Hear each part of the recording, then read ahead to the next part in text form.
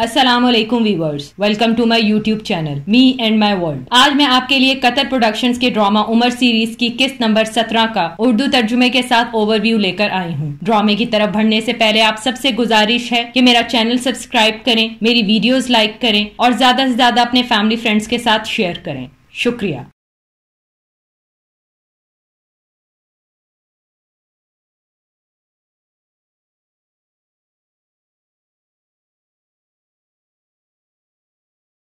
इस किस्त का आगाज अंसारियों से होता है। अंसार का एक आदमी कहता है, क्या तुम लोगों को लगता है खुदा ने अपने रसूल को उसका घर मक्का दे दिया है और वो जहाँ रहेंगे? उमर रज़ी अल्लाह ताला अन्हु फरमाते हैं, तुम लोग परेशान ना हो अंसार के लोगों। दूसरे अंसारियों ने भी ऐसा ही कहा जो तुम लोग कह रहे हो, और रसूल खुदा को इस बात का पता चल गया है और उन्होंने कहा है, कतई किसी हाल में भी नहीं मेरे अंसार के लोगों, मेरी जिंदगी तुम लोगों के साथ है और मेरी मौत भी तुम लोगों के साथ ही है। ये सुनकर अंसारी खुश हो जाते हैं। इस मंजर में हिंद का भाई अबू हुज़ैफा उसका हाल पूछता है। हिंद कहती है, मैंने अपना अहद दे दिया है। अबू हुज़ैफा कहता है, मैं जानता हूँ, मैं खुदा से दुआ करूंगा कि वो तुम्हें इस्लाम पर साबित कदम रखे और तुम्हारे दिल को जहालत के सालों से साफ करे। हिंद कहती है, अबू सुफियान और मुझे, हम दोनों को इस दुआ की जरूरत है। अबू हुज़ैफा सलीम को आगे लाते हुए कहते हैं, ये मेरा भाई सलीम है, तुम्हें याद है ना? हिंद कहती है, मैं कैसे भूल सकती हूँ जब तुमने इसे अपना बेटा बनाया था। अबू हुज़ैफा फरमाते हैं, खुदा ने इसे मनसूख किया और कहा कि इसको उसके बाप के नाम से बुलाऊं। ये मेरा इस्लामी भाई है, मैं इसका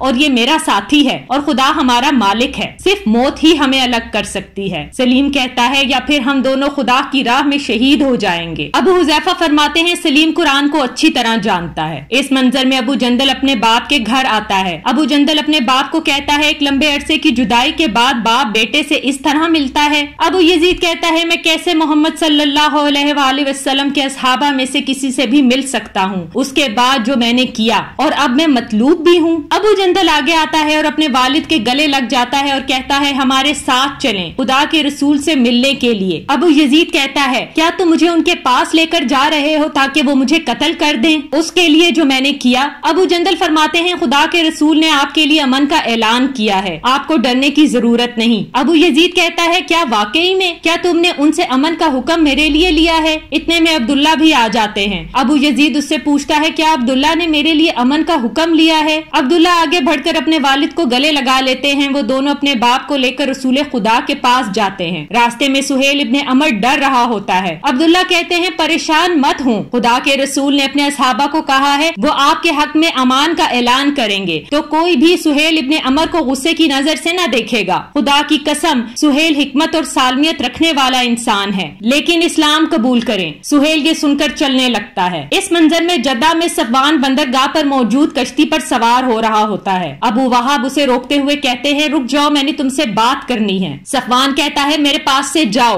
क्या तुम मुझे यहाँ से ले जाने आए हो ताकि अपने दोस्त के हवाले कर दो? अबू वहाब कहते हैं, मैं उनकी तरफ से आया हूँ जो लोगों के साथ बहुत मेहरबान, बुर्दबाद और बेलौस हैं। उनकी अजमत तुम्हारी अजमत है, उनकी बादशाहत तुम्हारी बादशाहत है। मैंने उनसे तुम्हारे अमन के लिए दरखास्त की और उन्होंने उसे कबूल किया। मेरे साथ उनसे मिलने के लिए चलो, खुदा तुम्हें सही रास्ता दिखाए। सफवान कहता है, मैं कैसे मान लूं जो तुमने मेरे साथ किया? क्या पता तुम मुझे धोखा देने की कोशिश कर रहे हो, तुमने पहले भी मुझे धोखा दिया है। अबू वहाब उसे रोकते हैं और अपने ऊंट के पास जाकर पगड़ी लाते हैं और कहते हैं, ये खुदा के रसूल की पगड़ी है जो उन्होंने मक्का में दाखिल होते वक्त पहनी थी। उन्होंने ये मुझे मेरी सच्चाई साबित करने के लिए खुद दी है। खुद को बर्बादी की तरफ मत धकेलो और मेरे साथ चलो। इस मंजर में बिलाल वैशी के पास आता है और कहता है, मुझे लग रहा है कि तुम्हें यहाँ तुम्हारा डर लेकर आया है, वो ये कि रसूल खुदा तुम्हें अपने चचा का बदला लेने के लिए कत्ल कर देंगे। वैशी कहता है, मुझे अकेला छोड़ दो बिलाल। बिलाल कहते हैं, तुम कहाँ फरार हो रहे हो? तुम्हारे तरह के कुछ लोग जो फरार हुए थे वापस आ गए हैं। रसूल खुदा से अमन की पनाह मांगी जो उन्होंने दे दी, उन सब ने इस्लाम कबूल किया। मुझे लगता है तुम्हारे पास यही एक रास्ता है। वैशी कहता है, मैं कैसे उन जैसा हो सकता हूँ? मैंने मोहम्मद सल्लल्लाहु अलैहि वसल्लम के चचा का कत्ल किया है। मेरे पास कोई खानदान, कोई کوئی قبیلہ نہیں جو میری حفاظت کرے۔ بلال فرماتے ہیں خدا کے رسول نے ان سب کو منسوخ کر دیا ہے جو دور جہالت سے وابستہ تھا اور جو آباء و اجداد کا جلال تھا۔ تم نے حمزہ رضی اللہ تعالیٰ عنہ کو قتل کیا، لیکن یاد رکھو وہ رسول ہیں جن کو طلب نہیں نہ بدلے کی نہ عذاب کی، ان کا مقصد صرف انسانیت کو نصیحت کرنا ہے۔ انہوں نے ہند بنت عتبہ جس نے ان کے چچا کے ساتھ جو کیا اسے بھی معاف کر دیا ہے۔ ان کے پاس چلو اس سے پہلے کہ بہت دیر ہو جائے، میں نے تمہیں ایک سمجھداری والی نصیحت کی ہے اور اب یہ تم پر منحصر ہے۔ یہ کہہ کر بلال چلنے لگتے ہیں اور وحشی بھی ان کے ساتھ چل پڑتا ہے۔ بلال وحشی کو رسول خدا کے پاس لے کر جا رہے ہوتے ہیں کہ اتنے میں ایک شخص آتا ہے اور کہتا ہے خدا کی قسم یہ وحشی ہے جس نے حمزہ رضی اللہ تعالیٰ عنہ کا قتل کیا تھا۔ تم خدا کے دشمن کہاں جا رہے ہو؟ میرے ساتھ آؤ رسول خدا کے پاس تاکہ تم سے تمہارے کیے کا بدلہ لیا جا سکے۔ بلال روکتے ہوئے فرماتے ہیں یہ میری حفاظت میں ہے، خدا تم سب کا بھلا کرے، میں اسے خود خدا کے رسول کے پاس لے کر جاؤں گا۔ اور یہ کہہ کر بلال وحشی کو لے کر چلنے لگتے ہیں۔ حضور صلی اللہ علیہ وآلہ وسلم سے ملاقات کے بعد وحشی بلال کو غصے میں کہتا ہے کیا یہ غلامی کبھی ختم نہ ہوگی؟ بلال فرماتے ہیں کیا تم اب مسلمان نہیں ہو؟ خدا کے رسول نے تمہیں معاف نہیں کیا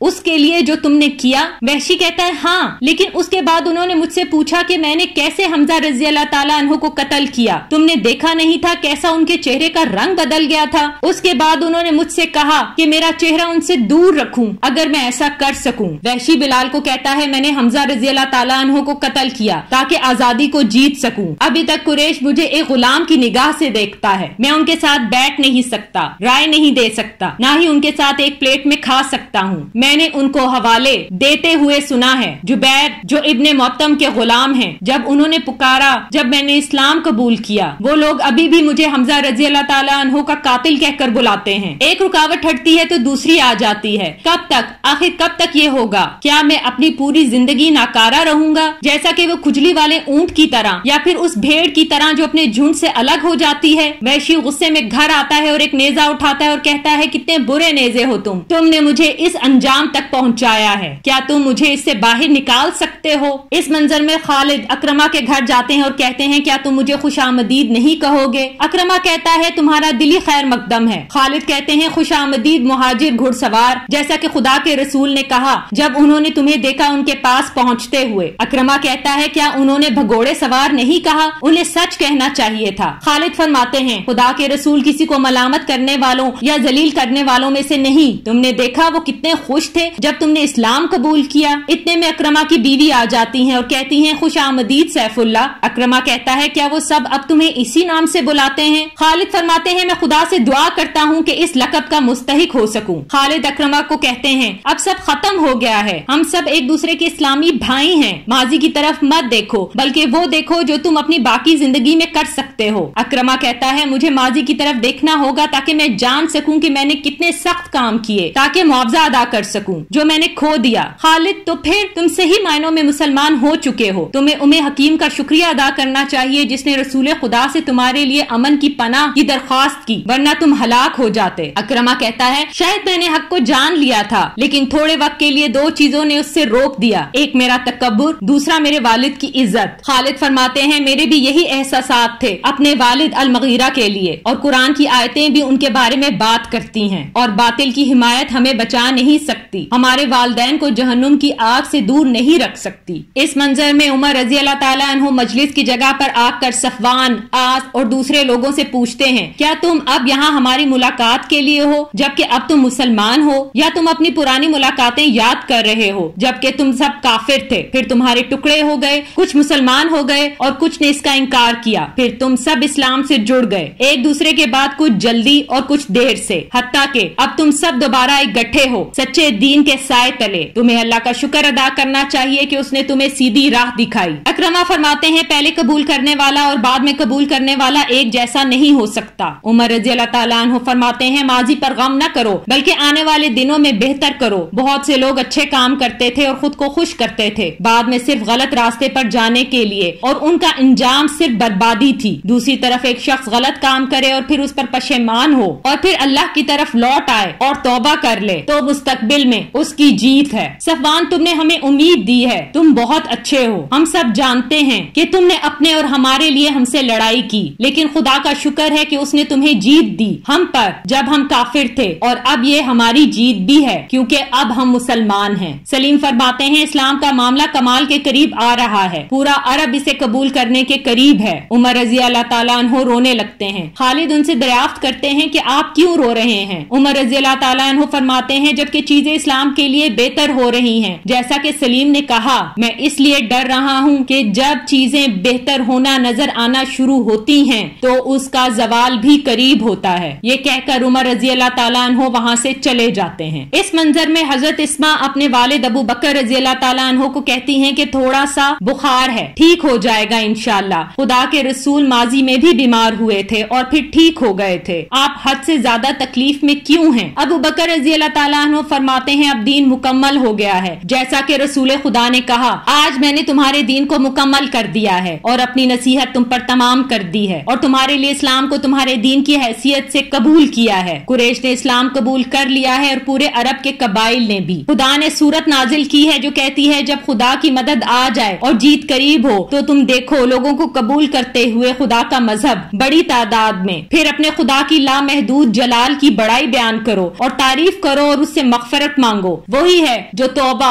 और मगफिरत को कबूल करता है। जब मजहब मुकम्मल हो जाए, पैगाम कामिल हो जाए और वही रुक जाए, इसका मतलब यह है कि रसूल के जाने का वक्त करीब है। इससे बढ़कर जो उनके खादिम अबू मुहिब्बा ने मुझे बताया कि उन्होंने अल बकी कब्रिस्तान में कहा कि तुम्हें उनका हाजियों से किया हुआ खुतबा याद है। लोगों मुझे सुनो, जैसा मैंने तुमको वजाहत की है, मैं नहीं जानता कि मैं दोबारा तुमसे इस जगह मिल पाऊंगा। जान लो कि तुम्हारा खून, माल और इज्जत हराम है तुम पर जब तक तुम मिल ना पाओ अपने रब से उसी रास्ते पर चलते हुए जैसा कि हक है। तुम यकीनन अपने रब से मिलोगे और वो यकीनन तुमसे तुम्हारे अमाल के बारे में पूछेगा। मैंने अपना पैगाम दे दिया। किसी ने कब्जा किया उस चीज पर जो किसी और की मलकियत है तो वो उसे वापस कर दे। तमाम सूद का लेन देन यहाँ मनसूख कर दिया है। तुम ना इंसाफी करो ना ही इसका बायस बनो। लोगों, शैतान मुतमईन होगा अगर तुम अतात करोगे उसकी किसी छोटे मामले पर भी। शैतान के खिलाफ खुद की हिफाजत करो, ऐसा न हो कि वो तुम्हारे ईमान को खराब कर दे। मैं तुम लोगों के दरमियान से चला जाऊंगा। लोगों, हर मुसलमान दूसरे मुसलमान का भाई है और हर ईमान वाला भाई है। ये गैर कानूनी है कि कोई भी अपने दूसरे भाई के माल पर कब्जा करे। अपने ऊपर जुल्म न करना। मैंने अपना पैगाम पहुंचा दिया। क्या मैंने अपना पैगाम पहुंचा दिया? सब लोग कहते हैं हाँ, आपने पहुंचा दिया। खुदा मेरा गवाह है। बस तुम खुदा की रस्सी यानी कुरान और सुन्नत को मजबूती से थाम लो, ये तुम्हें बर्बादी से महफूज रखेगी। इस मंजर में तमाम लोग अपने कामों में मसरूफ होते हैं। जैसे ही अजान की आवाज सुनाई देती है, सब लोग काम छोड़कर नमाज की अदायगी के लिए चले जाते हैं। उमर रजी अल्लाह ताला अन्हो भी मस्जिद में आते हैं और पूछते हैं क्या तुमने मोहम्मद सल्लल्लाहु अलैहि वसल्लम को देखा? वो शख्स जवाब देता है हाँ। उमर रजी अल्लाह ताला अन्हो फरमाते हैं उनकी तबीयत अब कैसी है? सहाबी फरमाते हैं उनको बहुत बुखार है। सब लोग जमात के लिए खड़े होते हैं और रसूल खुदा का इंतजार कर रहे होते हैं। उमर रजी अल्लाह ताला अन्हो बिलाल रजी अल्लाह ताला अन्हो से कहते हैं जाओ पता लगाओ कि क्या मामला है, खुदा के रसूल को इतनी देर क्यों हो गई है। बिलाल चले जाते हैं। बिलाल रजी अल्लाह ताला अन्हो वापस आकर उमर रजी अल्लाह ताला अन्हो को कहते हैं कि खुदा के रसूल बहुत तकलीफ में हैं। उन्होंने कहा है कि कोई भी जमात की इमामत कर दे। बिलाल रजी अल्लाह ताला अन्हो उमर रजी अल्लाह ताला अन्हो से कहते हैं तुम आओ और नमाज पढ़ाओ और फिर उमर रजी अल्लाह ताला अन्हो इमामत करते हैं। नमाज के बाद उमर रजी अल्लाह ताला अन्हो बिलाल से दरियाफ्त करते हैं कि तुमने मुझसे क्या करवा दिया। खुदा की कसम जब तुमने मुझे इमामत करने के लिए कहा मैंने सिर्फ ये सोच कर इमामत की कि खुदा के रसूल ने तुम्हें ये हुक्म दिया होगा, वरना मैं कभी इमामत न करवाता। बिलाल रजी अल्लाह ताला अन्हो फरमाते हैं खुदा के रसूल ने मुझे कोई हुक्म न दिया। जब मैंने अबू बकर रजी अल्लाह ताला अन्हो को न देखा तो मैंने सोचा कि यहाँ मौजूद तमाम लोगों में तुम बेहतर हो इमामत कराने के लिए। इसके साथ ही इसका इख्तिताम होता है। आखिर में आप सबसे गुजारिश है कि मेरा चैनल सब्सक्राइब करें, मेरी वीडियोस लाइक करें और ज्यादा से ज्यादा अपने फैमिली फ्रेंड्स के साथ शेयर करें। अगली किस्त तक के लिए अपना ख्याल रखें। शुक्रिया।